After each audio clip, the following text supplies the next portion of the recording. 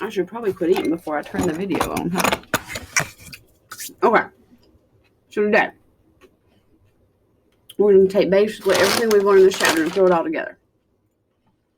So, there's just a function. I know there's 3 zeros that when I plug them in for x will make this function equal 0. I don't know that they're all 3 real. They could be imaginary. I do know the lead term is an x cubed. So I've got myself a cubic.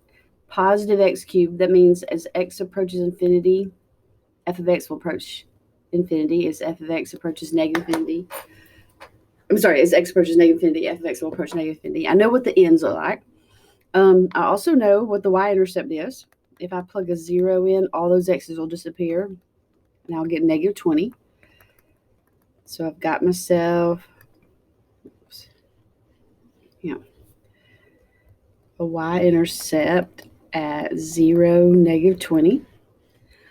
And I hopefully recognize the fact that I can factor by grouping. So if I take an x squared out of the first 2, a negative 4 out of the back 2, then I'll grab that x plus 5. It's the greatest common factor between those. And then I've got a difference of 2 squares. So if I'm trying to find the zeros,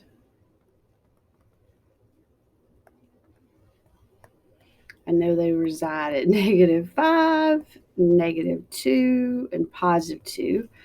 Like I said, I have a y-intercept of negative 20. And as I head off towards infinity, I know I'm heading up.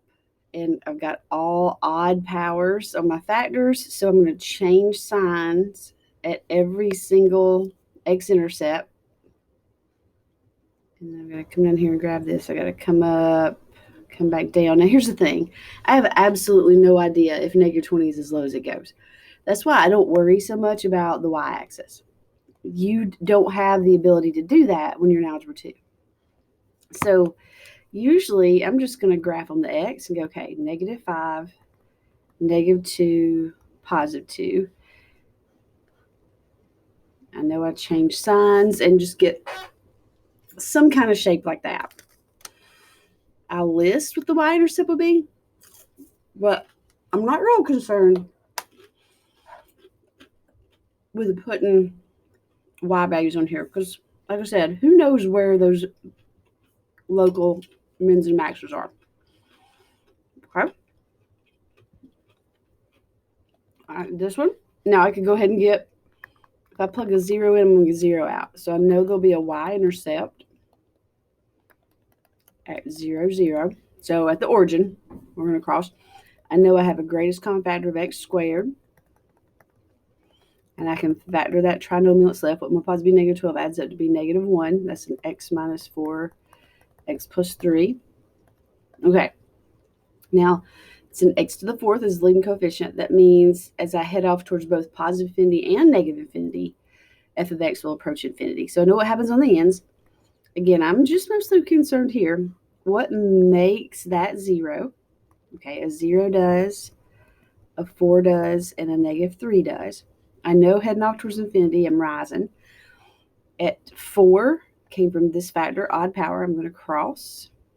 Okay, 0 came from this factor. It has an even power, so I'm just going to touch and come back. And then I'm going to cross at negative 3 because that has an odd factor.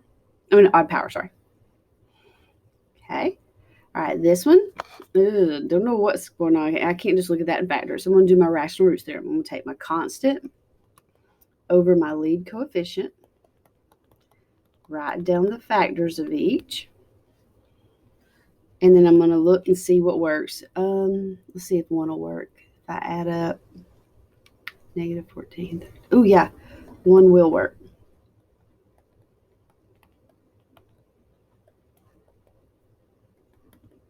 Because those coefficients add up to 0.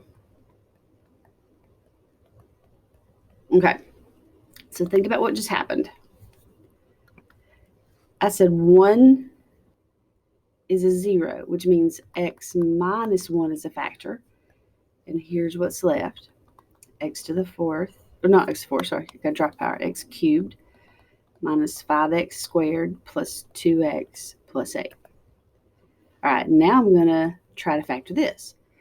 And let's see, will 1 work again? 10. No, those don't add up to 1. So let's try -1, but let's try it on that.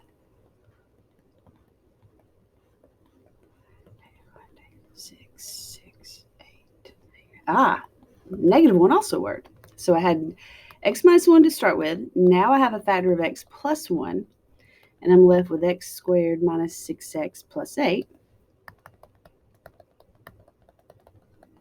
So what factor, or what multiplies to be 8 adds up to be -6? That's a -4 and a -2.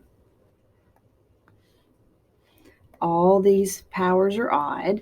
If I wanted to get a y-intercept, I'd plug in 0, all that would disappear, I'd leave a -8. So I know if I were to actually graph it, I have a y-intercept of 0, -8.